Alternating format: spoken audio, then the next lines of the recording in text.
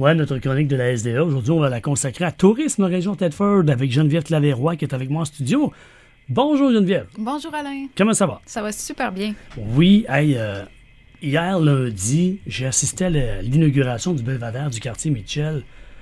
C'est comment vous dites ça? C'est le point, le communément appelé le point wow. Oui, exactement. C'est vrai. C'est un endroit absolument magnifique. Là. Écoute, la vue est belle, mais il y a vraiment beaucoup d'éléments qu'on peut interpréter aussi à cet endroit-là. Là, c'est ça. Donc, c'est un belvédère qui est dans le quartier Mitchell. Oui.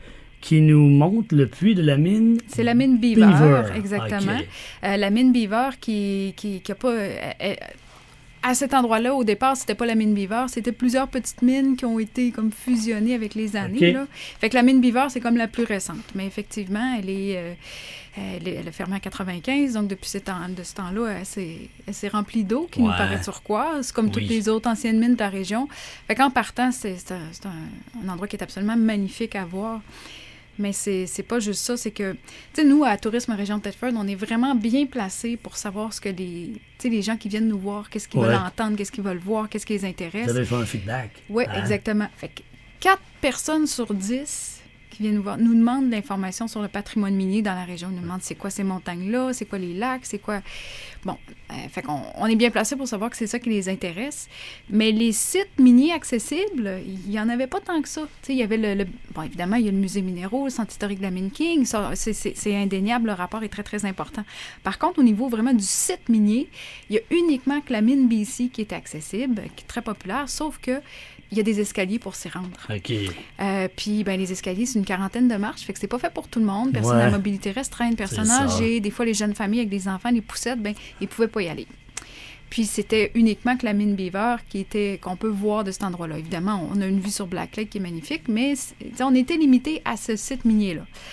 Fait qu'on s'est dit, on va essayer de trouver un endroit qui est accessible pour tout le monde, qui est beau, puis qui est facilement interprétable.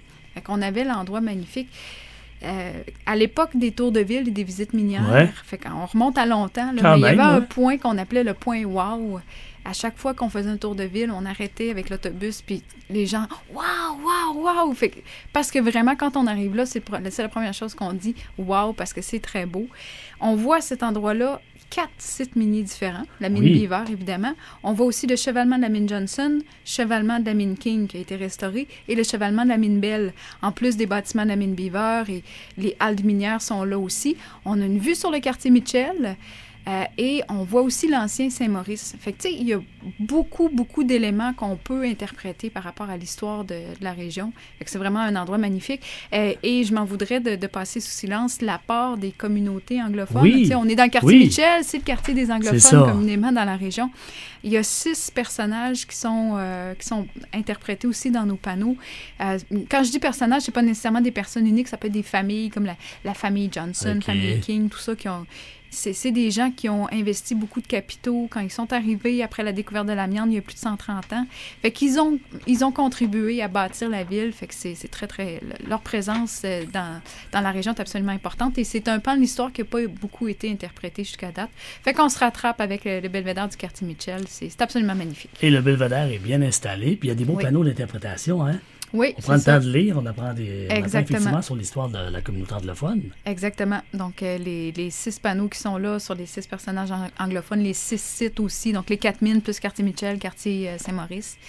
Fait que vraiment, les gens peuvent y aller. C'est accessible en tout temps, sauf en dehors de la période hivernale. Là, en tout temps, sauf pendant la période hivernale, évidemment, parce que ça ne sera pas entretenu l'hiver. Mais sinon, c'est accessible. Personnes à mobilité restreinte peuvent s'y rendre sans problème. Fait que, on vient de répondre à un gros besoin. Et lorsque j'étais à la conférence de presse, je vois qu'on a eu une belle concertation, hein, la corporation MCDC, la Société Asbestos. Beaucoup de monde ont embarqué dans le projet. Oui, notre plus gros bailleur de fonds, notamment, c'est Développement économique Canada. Donc, ils nous ont beaucoup aidés en payant 80% des coûts du projet. C'est un projet là, qui monte à 250 000, donc c'est 200 000 $ qui a été payé par Développement économique Canada. Et d'ailleurs, il y a d'autres projets qui s'en viennent. Là, c'est pas complètement terminé encore. On va avoir des belles surprises au cours de la prochaine année. avec la même enveloppe, évidemment. Donc, Développement économique Canada nous ont aidés. La Ville de Thetford aussi nous a aidés là-dedans.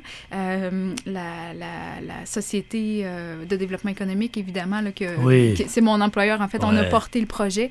Le MCDC aussi nous ont aidés avec la traduction des textes, évidemment, parce que comme on parle de la communauté anglophone, il fallait que tout soit bilingue. Fait qu'on a eu une bonne aide par rapport à ça. Et aussi la Société Asbestos. La Société Asbestos, merci Alain. Évidemment, c'est eux qui nous prêtent les lieux, ils nous permettent l'accès à la mine. Donc, si on n'avait pas cette autorisation-là à la base, ben, on pourrait pas être là. Fait que merci beaucoup à tous ces partenaires-là. Donc, pour les gens de Facile d'y rendre, on peut aller à Roumonet.